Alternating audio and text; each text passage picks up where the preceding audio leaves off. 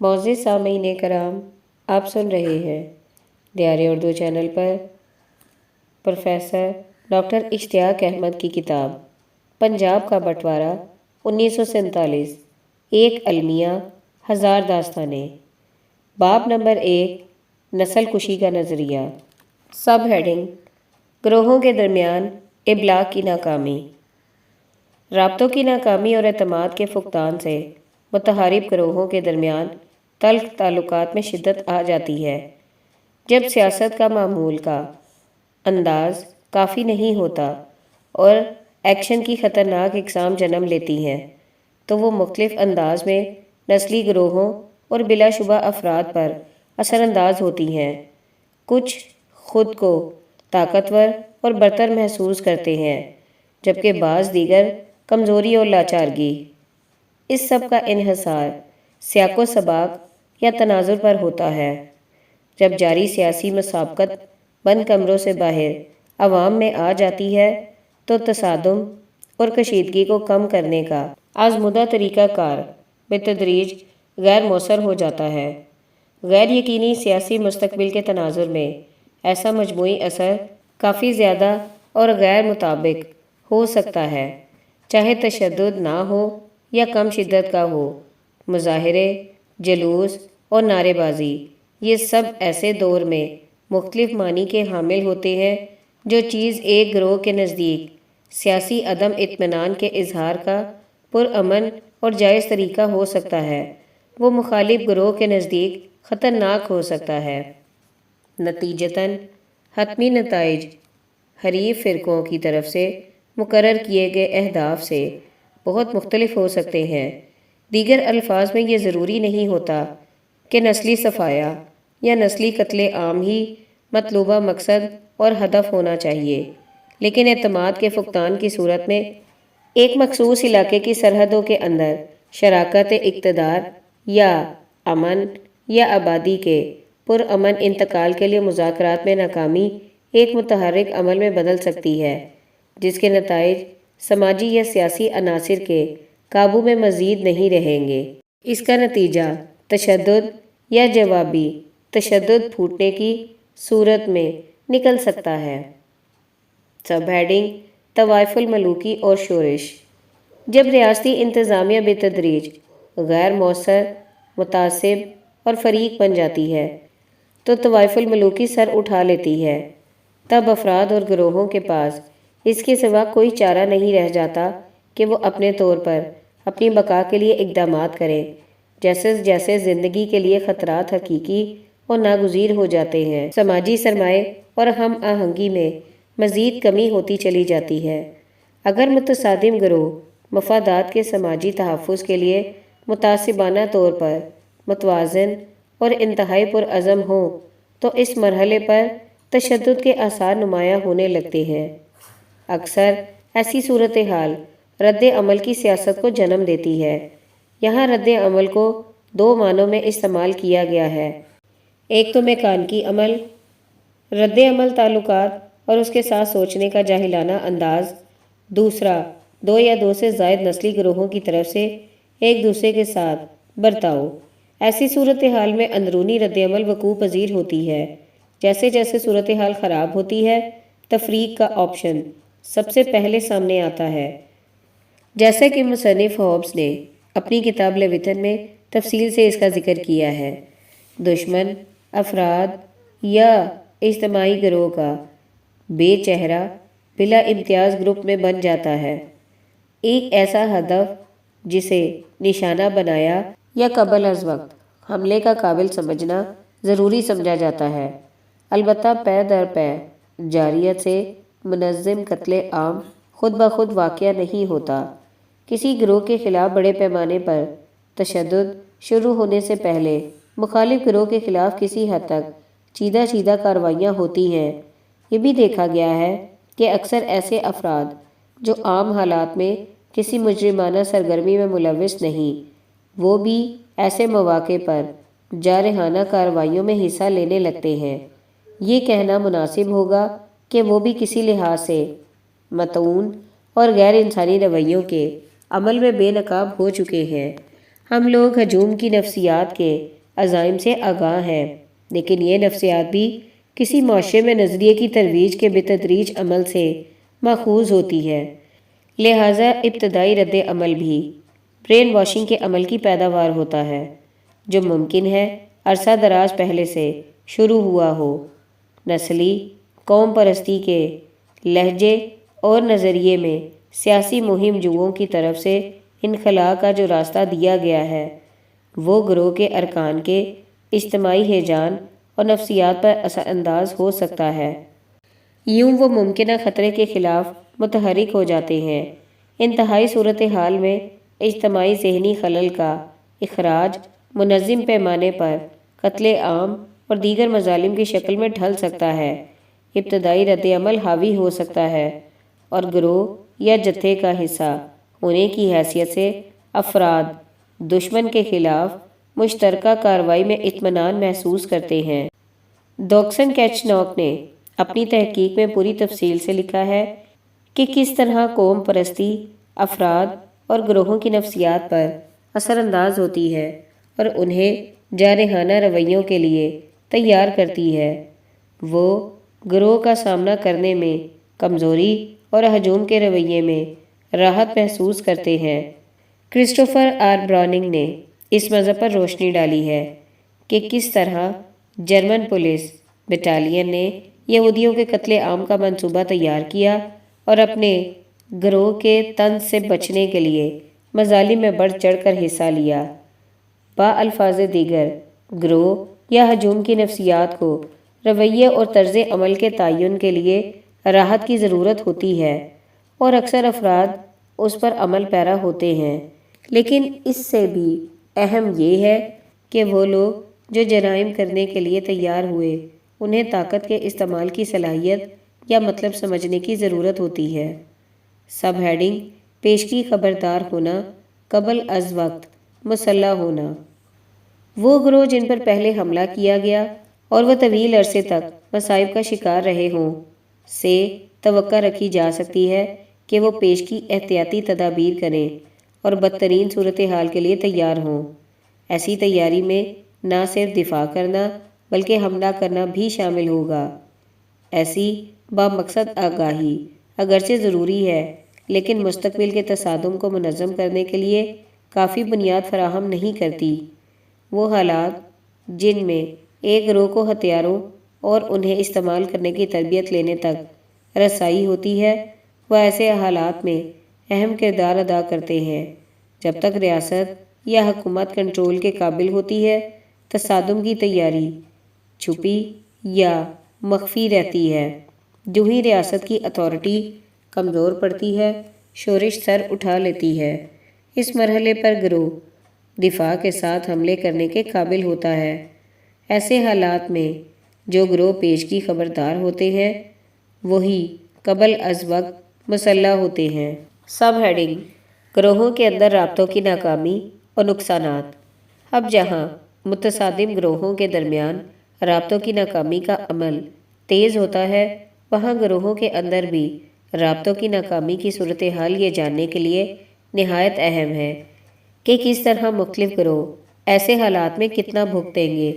یہ سمجھ کر کہ گروپ لیڈر ایسی دھماکہ خیز صورتحال میں کہیں بہتر طور پر لاحق خطرات سے آگاہ ہوں گے، جیسا کہ کسی متنازع علاقے کی تقسیم پایا کہ وہ اپنے گروہ کے ارکان کو لاحق خطرات سے آگاہ کرنے میں ناکام رہے، جیسے کہ خطرے والے علاقے سے بحفاظت انخلاء یا انہیں مسلح کرنا، تو ایسی صورتحال میں نقصانات بڑھ جائیں گے۔ یہ بھی محض سوچا جا سکتا ہے کہ لیڈروں کو غیر یقینی صورتحال اور پیشگی تجربہ نہ ہونے کے باعث کسی علاقے کی تقسیم کی صورت میں لاحق خطرات کا اندازہ ہوگا۔ ان حالات میں اس دوسرے گروہ کے مقابلے میں بھی بھاری نقصان ہو سکتا ہے جو اپنے لیڈروں کی بالواسطہ یا بلا واسطہ وارننگ کے باعث خطرے سے آگاہ ہوتا ہے۔ سب ہیڈنگ: نسلی صفایا۔ خلاصہ: اگر کسی علاقے کی تقسیم پر اصولی اتفاق ہو جائے لیکن سرحدوں کا تعین نہ ہو تو جاری نسلی تشدد میں مزید اضافہ ہو سکتا ہے۔ اگر کوئی انتظامیہ جانبدار اور کسی گروہ یا گروہوں سے وابستگی رکھتی ہو تو حملہ کرنے کی گروہوں کی صلاحیت میں ڈرامائی اضافہ ہو جاتا ہے۔ یہ معمول کی بات ہے کہ بڑی سلطنت یا ریاست میں سے نئی ریاست قائم ہونے پر وہاں سے فاتح افراد کے ہاتھوں مخالف گروہ کا بڑی تعداد میں جبری انخلاء ہو۔ یہ مقصد اس وقت کامیابی کے ساتھ اور مؤثر طریقے سے حاصل کیا جا سکتا ہے جب غیر مطلوب گروہ کو مٹانے کے عمل میں نام نہاد سول سوسائٹی، سیاستدان اور ریاستی عمال بھی شامل ہو جائیں۔ مطعون اور ناپسندیدہ گروہ کو جسمانی طور پر مٹانے کے منظم منصوبے کی تیاری اور ریاست کی طاقتور اور مؤثر بیوروکریسی اور فوج کی پشت پناہی کے بغیر کسی علاقے سے غیر مطلوب گروہ کے قتل عام کے بغیر بڑے پیمانے پر انخلاء کے امکانات ہو سکتے ہیں۔ ایسا ممکن ہے اگر خارجی راستے کھلے رکھے جائیں۔ یہ بھی ممکن ہے کہ بعض افراد اپنی شناخت تبدیل کر لیں یا طاقتور افراد کی پناہ میں چلے جائیں۔ باب نمبر 2، انگریزوں سے پہلے اور نو آبادیاتی دور کا پنجاب۔ جدید دور کا پنجاب بنیادی طور پر سیاسی طرز انتظام کی نوعیت کا یونٹ ہے، اگرچہ اس ضمن میں جو اصطلاحات استعمال کی جاتی ہیں وہ پوری طرح اس کا مفہوم ادا نہیں کرتی بلکہ مبہم ہے۔ قدیم ترین رگ وید دور میں اسے سپتا سندھو یا 7 دریاؤں کی سرزمین کہا جاتا تھا، اور ان دریاؤں میں سندھ سب سے زیادہ اہم تھا۔ سب سے مقبول نام فارسی میں پنج آب، 5 دریا، 5 بڑے دریاؤں کا حوالہ دیتا ہے۔ ان میں جہلم، چناب، راوی، ستلج اور بیاس شامل ہے۔ اس نام کا استعمال مغلوں نے شروع کیا، جس کا مقصد ان 5 دریاؤں کے درمیانی علاقے پر اپنے قبضے کو ظاہر کرنا تھا۔ مہاراجہ رنجیت سنگھ اپنی صنعت میں پنجاب میں ملتان اور کشمیر کے علاقے کو بھی شامل کرتا تھا۔ انگریزوں نے اپنے دور کے پنجاب کی سرحدیں مشرق میں دریائے جمنا تک بڑھا دیں۔ ان تعریفوں کا جائزہ لیتے ہوئے جے ایس گریوال کہتے ہیں کہ اگرچہ سرحدوں کی کوئی متفقہ تفصیل موجود نہیں، چاہے سب نے یکساں اصطلاح استعمال کی ہو، یہ سب مبہم ہے۔ بہرحال ان سرحدوں کے تحت جمنا کو کبھی پار نہیں کیا گیا اور کوہ ہمالیہ اور سندھ کو اس سے باہر رکھا گیا۔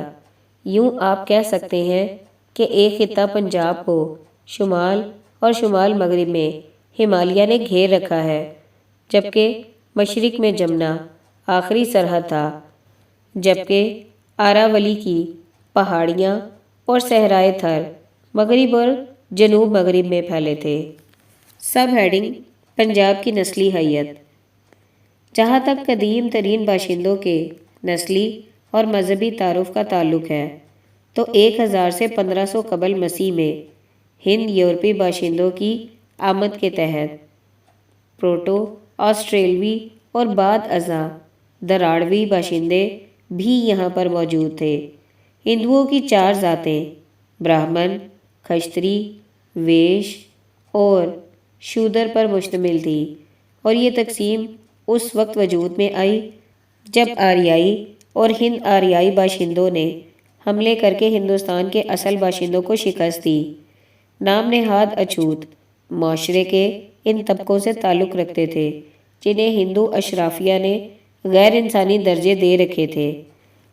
البتہ ذات سسٹم نے بعد ازاں یونانیوں، سیتھیوں، ہنوں، شاکوی، کوشانوں اور دیگر کئی چھوٹے گروہوں کو بھی اپنے اندر جذب کر لیا۔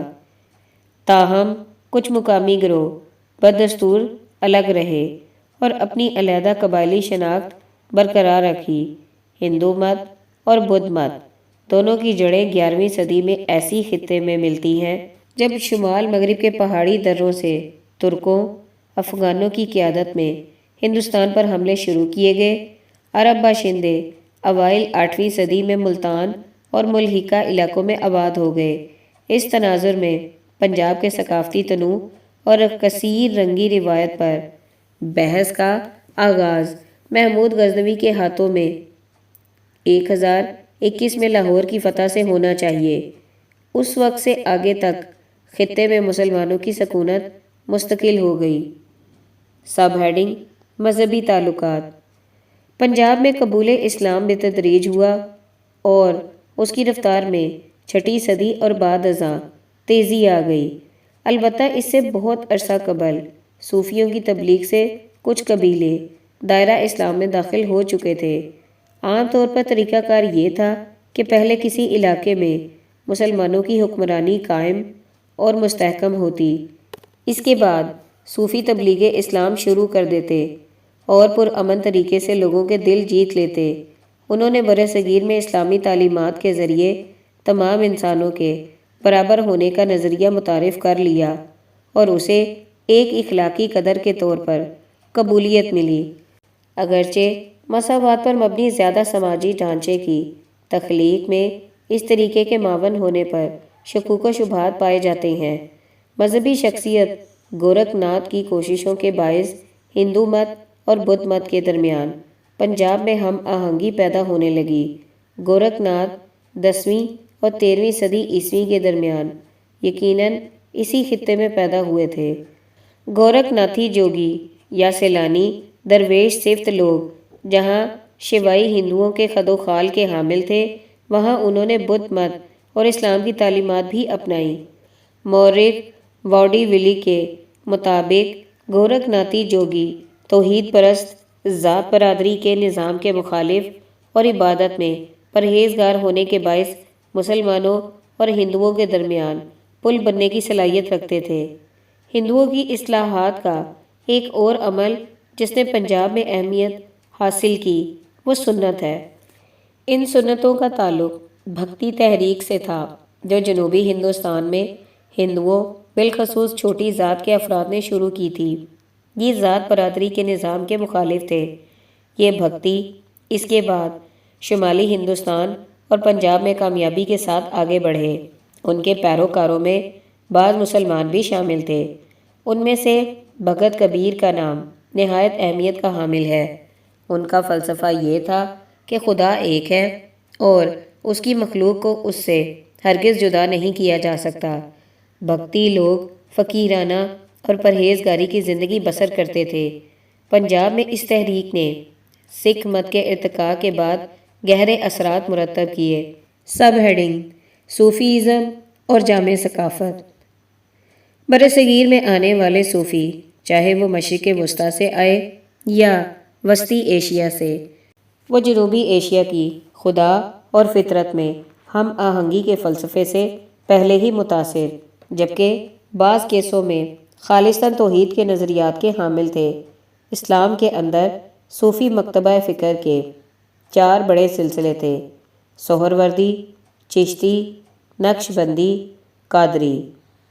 ان کا نظریہ یہ تھا کہ مقامی رسوم و رواج کا اقرار کرتے ہوئے شریعت پر چلنا بھی نہایت اہم ہے۔ البتہ بعض صوفی اپنے طور پر کچھ ایسے امور بھی انجام دیتے جو اگر شریعت کے خلاف نہیں تو اس سے متصادم ضرور تھے۔ ایسے حلقوں میں 2 بنیادی تصور جس نے قبولیت حاصل کی وہ یہ ہے کہ آسمانی اور زمینی نظام ہائے کو کنٹرول کرنے والی مطلق ذات خدا ہی ہے۔ فکر کی یہ ٹرین سفر کرتے کرتے آخرکار صوفی پنجابی شاعر بلے شاہ تک جا پہنچی۔ بلے شاہ کے مرشد شاہ عنایت کا تعلق قادریہ سبتاریہ سلسلے سے تھا، جو ہندو مت میں خدمت خلق کے فلسفے سے متاثر ہے اور اس نظریے کے تصوف سے ہم آہنگ ہے۔ البتہ بلے شاہ نے اپنے مرشد کی تعلیمات سے روگردانی کرتے ہوئے کھلے عام مذہبی نظریات پر تنقید شروع کر دی۔ ان کے درج ذیل اشعار کو بدعتی پہلو کا حامل سمجھا جاتا ہے۔ گل سمجھ لئی تے رولا کی، اے ہی رام رحیم تے مولا کی۔ دوسری طرف ایسے صوفی بھی پائے جاتے تھے جو سختی سے شریعت پر کاربند تھے۔ نقش بندی صوفی شیخ سلیم احمد سرہندی مجدد الف ثانی جو 16ویں صدی عیسوی میں پیدا ہوئے، مشرقی پنجاب بھارت کے قصبے سرہند میں مدفون ہے، نے مغلیہ دور میں سخت گیر اسلام کے احیاء میں اہم کردار ادا کیا۔ سب ہیڈنگ: پنجابی زبان۔ یہ بات واضح نہیں کہ پنجابی کا اجراء منفرد زبان کے طور پر ہوا تھا، تاہم اس کے مختلف لہجے ترکوں، افغان حملہ آوروں کی آمد کے بعد دیکھنے میں آتے ہیں۔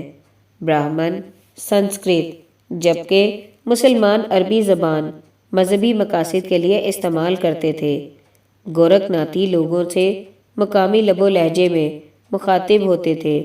13ویں صدی کے مصنف اور صوفی شاعر امیر خسرو نے وسطی زبان کی زبان کو لاہوری قرار دیا۔ کچھ اور لہجے بھی تھے جو موجودہ دور میں بھی پائے جاتے ہیں۔ ادبی اور مذہبی معاملات کے لیے پنجابی زبان کا استعمال چشتیہ سلسلے کے مشہور صوفی شیخ فرید الدین گنج شکر کے دور میں شروع ہوا، جبکہ شاہ حسین، سلطان باہو، بلے شاہ، میاں محمد بخش اور خواجہ غلام فرید نے پنجابی کے کئی لہجے اپنی زبان میں استعمال کیے۔ پنجاب میں رومانی داستانوں جیسا کہ ہیر رانجھا، پورن بھگت، سونی ماہیوال، بلکہ عرب کی داستان لیلا مجنوں اور سندھ کے صحرا کے قصے سسی پنوں کو بڑے جوش و جذبے سے پڑھا جاتا ہے۔ ہیر رانجھا کے دو مشہور ترین مجموعے ہیں، ایک ہندو شاعر دامودر نے لکھا، جبکہ دوسری ہیر کے مصنف وارث شاہ ہیں۔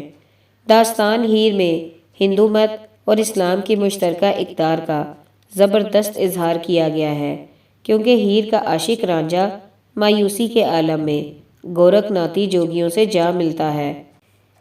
یہ قصہ آج بھی پنجاب کے دیہات اور قصبوں میں لوگوں کے اکٹھ میں گا کر پڑھا جاتا ہے۔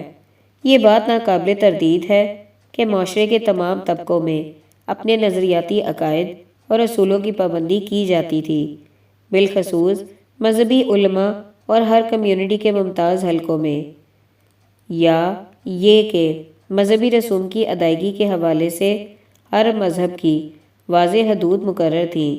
مثلاً بنیاد پرست برہمنی ہندو مت کی جڑیں زیادہ تر اونچی ذاتوں میں تھیں، جبکہ اسلامی بنیاد پرستی کی نمائندگی سنی بنیاد پرست کرتے تھے، اور ترک، افغان، مغل اور دیگر عناصر عرب نسل سے مقدس تعلق کا بھی دعویٰ کرتے تھے۔ بلا شبہ پنجابی کو مذہب اور ادب کی زبان کے طور پر سب سے زیادہ پذیرائی سکھ مذہب کے آغاز سے حاصل ہوئی۔ 15ویں صدی کے آخر میں نانک، جو تلونڈی اب ننکانہ صاحب کے ہندو کھتری گھرانے میں پیدا ہوئے، نے مذہبی اصلاح کی ایک تحریک شروع کی جو اب سکھ ازم کہلاتا ہے۔ گرو نانک نے اپنی تحریک کے اظہار کے لیے جس زبان کا سہارا لیا اسے لاہوری پنجابی کہتے تھے۔ اس زبان کے مذہبی تحریروں میں استعمال کی روایت گرو نانک کے جانشینوں نے بھی جاری رکھی۔ سکھ کے چوتھے گرو وانگن نے دیوناگری رسم الخط میں گورمکھی رسم الخط ایجاد کیا۔ صوفیوں اور دیگر مسلمان لکھاریوں نے فارسی رسم الخط اپنایا، جبکہ ہندوؤں نے بدستور دیوناگری رسم الخط کا استعمال جاری رکھا۔ یوں مقبول پنجابی ثقافت کے ارتقاء میں زبانی روایت نے اہم کردار ادا کیا، جبکہ تحریری طریقہ تمام مذہبی حلقوں میں ناقابل رسائی رہا۔ بہرصورت پنجابی زبان پنجاب کی تاریخ کے کسی بھی دور میں ریاست یا حکومت کی سرکاری زبان نہیں رہی، حتیٰ کہ مشہور ترین سکھ حکمران مہاراجہ رنجیت سنگھ نے بھی فارسی کو درباری زبان کے طور پر استعمال کیا۔